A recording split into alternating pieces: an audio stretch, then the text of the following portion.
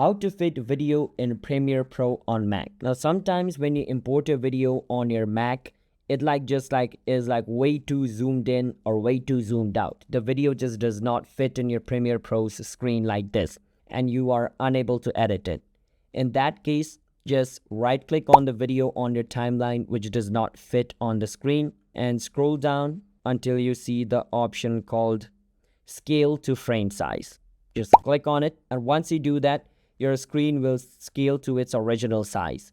But let's say it's still not scaled. For some video, it does not work. For most of the video, it works. But for some video, it still doesn't work. In that case, just make sure the video is selected. At the top left, just go on Effect Controls. And under Motion, if your motion is closed, just open it like this and play around with the scale. Just zoom out like this to fit the screen size like this. You guys can see now it just fits exactly like that. That's how you guys can fit video in Premiere Pro on Mac. Subscribe to our channel for more videos like this.